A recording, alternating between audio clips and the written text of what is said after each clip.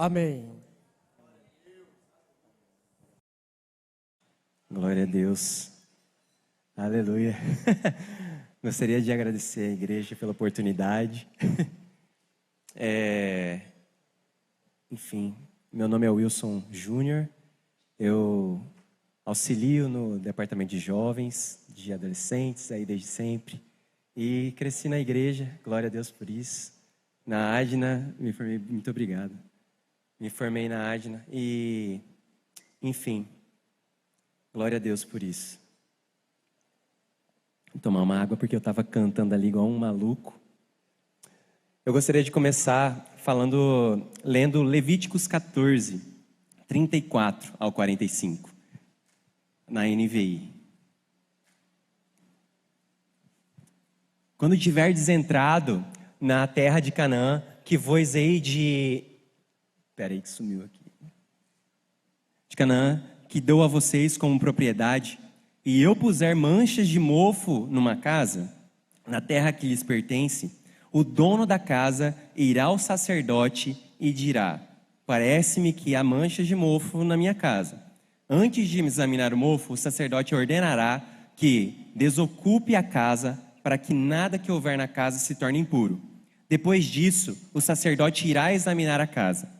Examinará as manchas nas paredes, e se elas forem esverdeadas ou avermelhadas e parecerem mais profundas do que a superfície da parede, o sacerdote sairá da casa e a deixará fechada por 7 dias. No 7º dia, voltará para examinar a casa.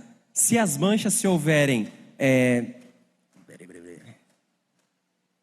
Se as manchas se houverem espalhado pelas paredes da casa, ordenará que as pedras contaminadas pelas manchas sejam retiradas e jogadas num local impuro, fora da cidade. Fará com que a casa seja raspada por dentro e que o reboco raspado seja jogado num local impuro, fora da cidade. Depois de colocarem outras pedras no lugar das primeiras, e rebocarão a casa com barro novo. Se as manchas tornarem a alastrar-se na casa, depois de retiradas as pedras e da raspagem e rebocagem da casa, o sacerdote irá examiná-la, e se as manchas se espalharem pela casa, o mofo é mofo corrosivo. A casa está impura. Ela terá que ser demolida, as pedras, as madeiras e todo o reboco da casa, tudo será levado para um local impuro fora da cidade. E é isso aí. Glória a Deus por isso.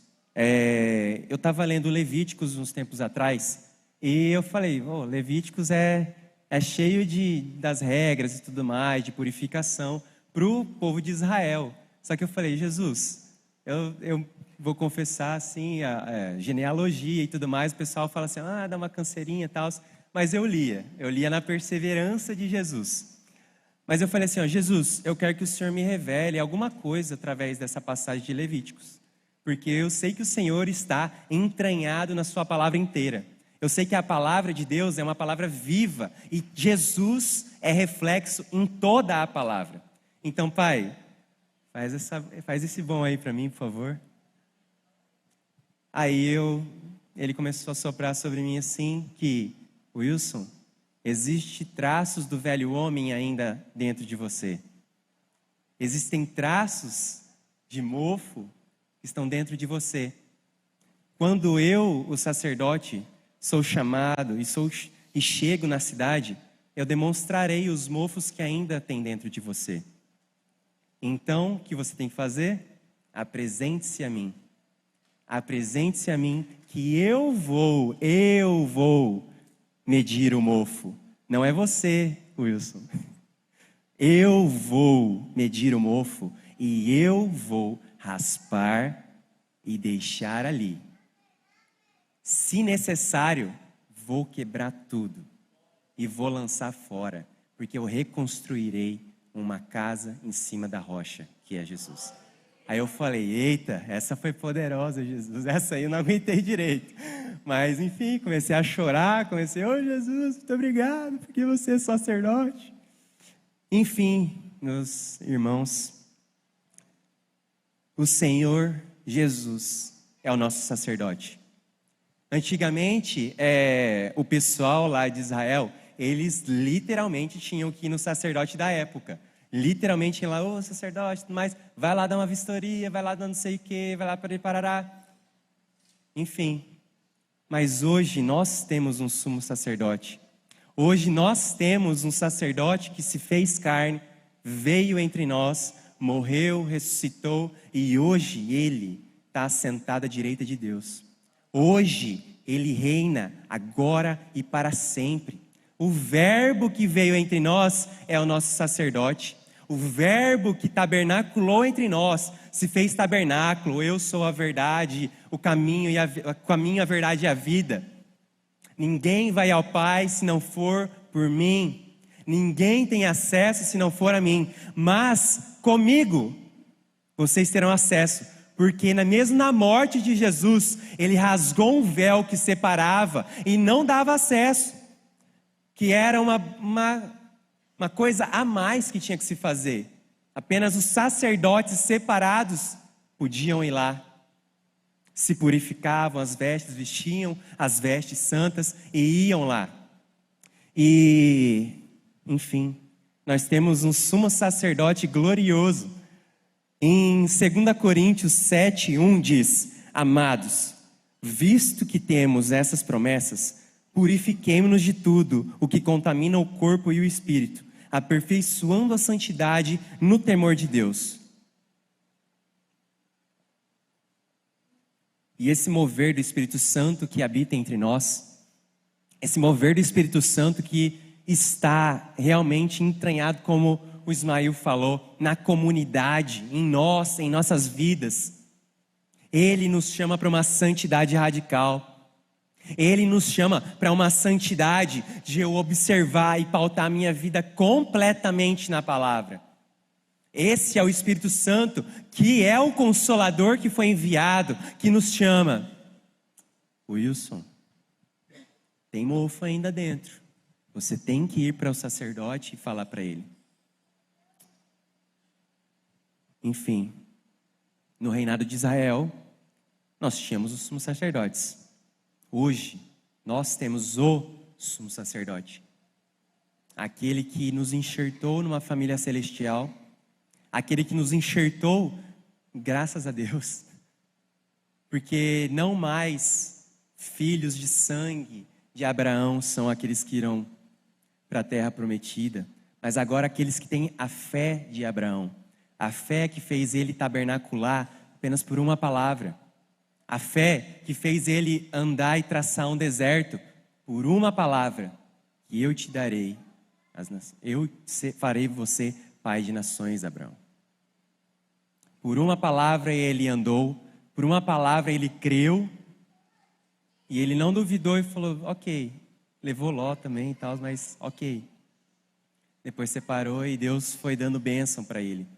Em todo o traçar de Abraão e todo o caminhar de Abraão, ele teve realmente um poder diferenciado, porque Deus queria não apenas usar Abraão, mas Deus queria traçar uma genealogia que fosse santificada aos pés dele, que clamasse ao sangue, no caso do sacrifício que o Senhor fez naquela época, que o Senhor fez Abraão adormecer, e o Senhor passou no sacrifício, e através disso, pudesse vir reis, pudesse vir sacerdotes, pudesse vir genealogia, até nosso Cristo Jesus. E glória a Deus por isso. Enfim, se necessário, fale para esse Deus, fale para esse sacerdote, Jesus, eu ainda não estou vendo mofos em mim, mas revela, porque eu não quero permanecer o mesmo. Não tem como estarmos na presença de Deus e permanecermos os mesmos. Não tem como a igreja de Deus estar na presença do Deus Santo e permanecer os mesmos. Não tem como a gente caminhar e vir de domingo em domingo. Não tem como eu vir de super sexta em super sexta. Vim na hora power em hora power e permanecer o mesmo, achando que não há nada em mim que precisa ser mudado por Cristo. achando que não há nada em mim que precisa ser mudado por esse sumo sacerdote. Se há um bom, é o Deus Pai Celestial que está nos céus. E nós precisamos estar realmente prostrados a Deus, falando: Jesus Cristo, não temos nada. Não há nada melhor do que o Senhor. Não há nada melhor. Porque o Senhor, mesmo morto, voltou, ressuscitou, veio sobre os discípulos em Emaús e se mostrou e partiu o pão. Ressurreto, nosso Deus é vivo. Ressurreto, nosso Deus é vivo. Nosso Deus não é um Deus morto. Nosso Deus não é um Deus que está pregado no madeiro. Nosso Deus não é um Deus que está no túmulo. O Deus que nós servimos é um Deus santo, que vive e está entre nós. Então, igreja, não tem como permanecermos os mesmos. Não tem como entrarmos na casa do Senhor e ficarmos parados. Não tem como entrarmos na casa do Senhor e não pelo menos rendermos a Ele. Jesus, aqui está o meu mofo. Aqui está o meu nada, Jesus. Aqui está o meu nada, mas até o meu nada eu te dou, Jesus. Que nós possamos realmente nos mover nisso, ser tocados nisso. Assim como Davi foi. Davi, ele, sobre deveras mancadinhas que ele deu, sobre se fingir de louco lá na frente do reinado, só para não ser morto. Aí vai lá para a caverna, um monte de bandido. Aí lá, Davi se levanta e fala: o Senhor é bom, Ele reina para sempre. Provem, vejam, Deus é bom. Ele não se esquece dos pecadores. Davi estava falando para ele naquela hora. Ele escuta o meu clamor, mesmo eu estando escondido numa caverna, triste, longe, escondido. Mas Davi, ele levanta sobre os bandidos que tinham naquela caverna e fala: provem e vejam, Deus é bom. Ele não se esquece do pecador. Aonde estava, Ele me encontrou. Então vamos juntos. E daí surgiu os valentes de Davi. Davi, mesmo com as mancadas que ele teve, ele sempre voltava para Deus e falava: Deus, eu sei melhor do que ninguém sacrificar. Eu sei melhor do que ninguém, dava um passo, sacrificava, dava outro passo, sacrificava. O cara era bom, o cara era um bom levita, um bom adorador, um bom tangedor. Ele sabia. Ele era bom, assim, né, humanamente falando, né? Mas ele sabia que as mancadas dele, ele não tinha como sozinho se purificar. Então ele ia: Deus, não retire de mim a tua presença. Não retire de mim, porque eu sei o quão importante ela é. Davi, ele teve uma revelação que foi confrontante para a época. Davi, ele teve uma revelação de como era feita uma adoração celestial. Davi, ele teve uma revelação poderosa que mudou e marcou, selou o coração dele por toda a vida dele. Como temos essa revelação, Wilson? Como nós podemos, né, nos mover e tudo mais? Porque você está falando para mim que Davi foi, você está falando para mim que eu tenho que me apresentar ao sacerdote, você tem que tá falando para mim que eu tenho que fazer tal coisa, parará. Mas como? Como que eu faço isso aí? Como que eu me aprofundo em Deus?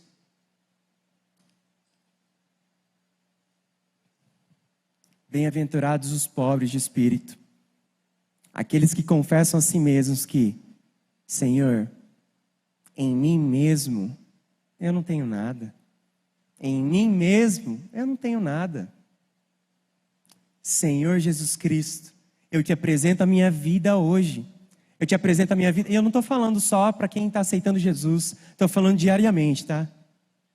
Jesus Cristo, eu apresento a minha vida hoje, porque ontem eu dei uma mancada, posso ter dado até sem saber, mas Jesus, entre na minha vida, venha com a tua presença selada sobre o meu coração, porque aonde a presença de Deus está, os mofos são revelados e transformação é gerada.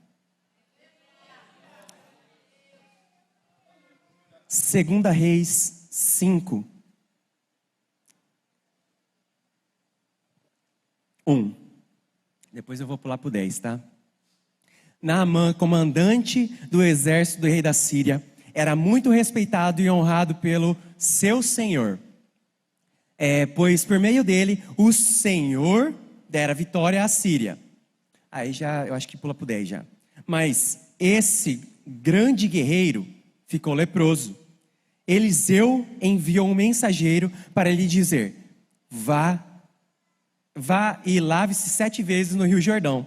Sua pele será restaurada e você ficará purificado. Mas Naamã ficou indignado e saiu dizendo: eu estava certo que ele sairia para me receber, invocaria em pé o nome do Senhor, o seu Deus, e moveria a mão sobre o lugar afetado e me curaria da lepra. Não são os rios de Abana e Farfar em Damasco melhores do que todas as águas em Israel? Será que não poderia lavar-me neles e ser purificado? E foi embora dali, furioso. Mas os seus servos lhe disseram: meu pai, se o profeta tivesse pedido alguma coisa difícil, o Senhor não faria? Quanto mais ele apenas dizer: se lave e você será purificado. Assim ele desceu ao Jordão, mergulhou 7 vezes, conforme a ordem do homem de Deus, e foi purificado. Sua pele tornou-se como a de uma criança. E glória a Deus por isso. Além do corpo de Naamã ser curado, o coração dele foi liberto do ego e da soberba. Em Levíticos 14 mesmo, no início fala sobre a purificação da lepra. E fala que teriam que se pegar pombinhas, 2 pombinhas, e uma terá que ser sacrificada, pegará o sangue dessa pomba e aspergirá 7 vezes sobre o leproso. E nisso será purificado. Ah, Wilson, nossa, 777, glória a Deus, e não sei o que, numerologia, parará, mas não. Eu vejo mais como Naamã, o mergulhar dele como um sinal de obediência. Obediência. Obediência que faz caminhar. Obediência que faz, mergulhei 2, mergulhei 3, mergulhei 6, até agora não sarou nada. Mas é na 7ª, purificado. É no 7º dia do mofo que o sacerdote voltará e analisará. É no 7º dia em Levíticos 14, que na 7ª vez, aspergido o sangue da pombinha sobre a pessoa, que aí a pessoa será purificada. Isso nos traz o quê? O Senhor nos chama para obedecer veementemente. O Senhor nos chama para obedecer, mesmo se na 6ª nossos olhos não conseguirem ver. O Senhor nos chama para obedecer, fala assim, mas esse mofo nem está grande, acho que dá para, acho que dá para passar um veja aí que dá certo, né? Desculpa. Acho que dá para passar alguma coisinha aqui para purificar e tudo mais, tá tudo certo, não precisa gastar o tempo do sacerdote não preciso levar minha pequena coisa para Deus não, é pequeno, não, isso aqui é só, eu resolvo, tá de boa. Mas não, meus amigos, não, o Senhor nos chama para essa obediência violenta mesmo. O Senhor nos chama para caminhar, e se for necessário mergulhar 7 vezes. O Senhor nos chama para caminhar, assim como nosso pastor Edivaldo caminhou 10 anos, sem ver nada, sem saber de ninguém que estava ouvindo a palavra, sozinho. Meus amigos, não digo nem 1 ano, mas eu acho que no primeiro mês assim, eu já ficava, certeza que é o Senhor que está me enviando. No segundo mês eu já, acho que eu vou fazer domingo sim, domingo não. No terceiro talvez eu já capengaria um pouquinho mais. E, os 4 meses aí eu acho que já tinha. Mas nosso pastor, ele se prostrou e falou, mesmo não vendo, tá aí, 10 anos, né? Que o nosso pastor, ele escolheu, em cima da palavra que Deus deu a ele, mergulhar durante 7 vezes, caminhar 10 anos, para que a Adna pudesse traçar um lugar. Nosso pastor escolheu ser tirado, para que não surgisse outras coisas. E mesmo assim, quando ele voltou, ele pediu bênção para o pastor dele. Pastor, você me abençoa para, né? Aí o pastor abençoou ele. Nosso pastor, ele é um exemplo. Mas assim como ele fala, ele também está no processo. Ele também, dia após dia, ele fala, meus amigos. Ele fala que todos os dias eu aceito a Deus de novo. Porque o velho homem luta todos os dias. Porque o bem que eu quero fazer, eu não faço. Mas o mal que eu quero fazer, esse até é fácil fazer. Mas o Senhor soberano, sacerdote entre as nações, sacerdote reinando, rei eterno, Ele nos chama para uma coisa simples. Se fosse algo difícil, a gente não faria? Se a gente precisasse ficar aqui 24 horas, 746 horas aqui, Jesus, perdoa meu pecado, nós não ficaríamos? Quanto mais uma coisa simples que é entrar no quarto, fechar a porta, no Deus do secreto e falar, Senhor, existe um mofo dentro de mim. Toque ele. Porque com o teu toque, Jesus, vai ser purificado. Com o teu toque, Jesus, vai ser sarado. Com o teu toque, Jesus, vai ser arrancado se for necessário. Joga para longe. E Deus, se for necessário, quebra tudo. Quebra tudo. Porque não há bem nenhum em mim. Não há nada em mim que possa me salvar. Então Deus, se for necessário, quebra tudo e reconstrói tudo de novo. Porque agora a reconstrução, ela é baseada numa rocha verdadeira. E a construção é edificada por um Deus santo, que edifica e protege, e sara, e cura, e liberta, e nos move, e nos faz caminhar, e nos faz clamar, e nos faz voltar novamente. Senhor, eu tenho mais mofo ainda. E quebra de novo, e molda de novo, e quebra de novo, e molda de novo. Porque essa é a nossa vida, irmãos. Essa é a nossa vida, meus amigos.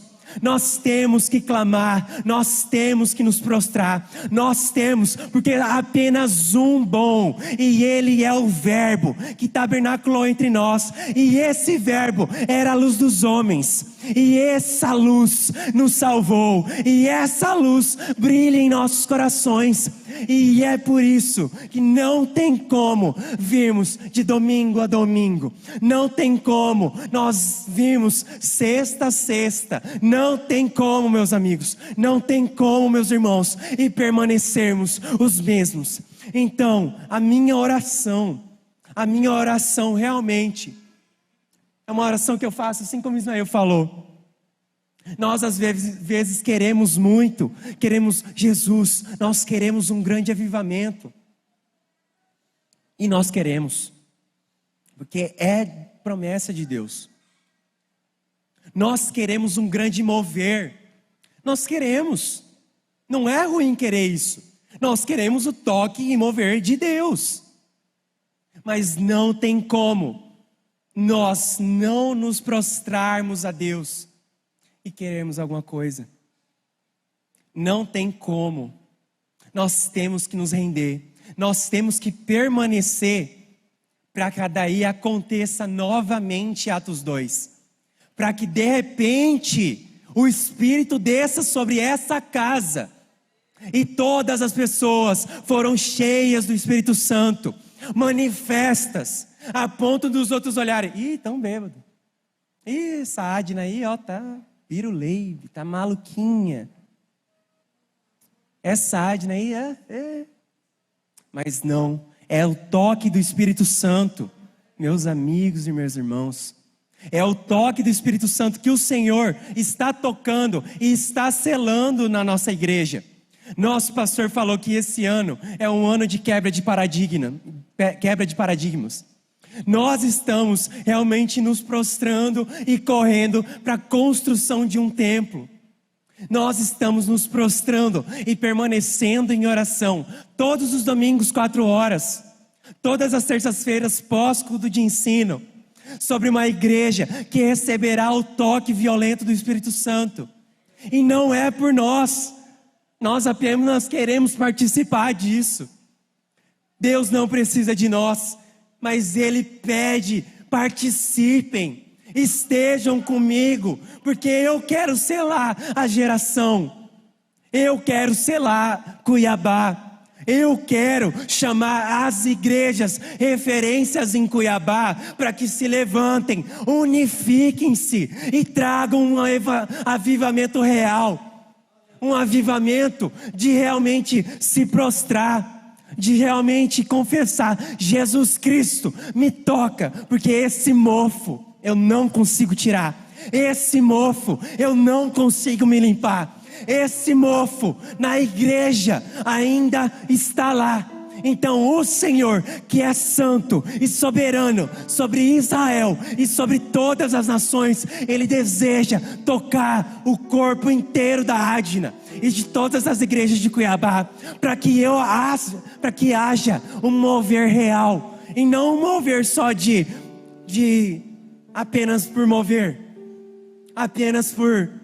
mas o Senhor deseja um toque, para que as gerações, para que os velhos voltem a ter sonhos, para que os jovens profetizem, e para que a igreja se santifique e purifique cada vez mais, para que venha o rei, para que venha o sacerdote, para que venha o santo soberano. Então é esse convite que eu faço a vocês, meus irmãos. Entregue seus mofos a Cristo. Entreguem os seus mofos a Cristo, porque Ele vai tirar e Ele vai revelar outros, e glória a Deus por isso. E assim, dia após dia, nós vamos sendo santificados e vamos sendo, como igreja, unificados, levados para um lugar de igreja com I maiúsculo, igreja, aquela igreja de cantares. Nos ataviaremos cada vez mais para a volta de Cristo. É isso que eu tenho para essa noite, galera. Amém.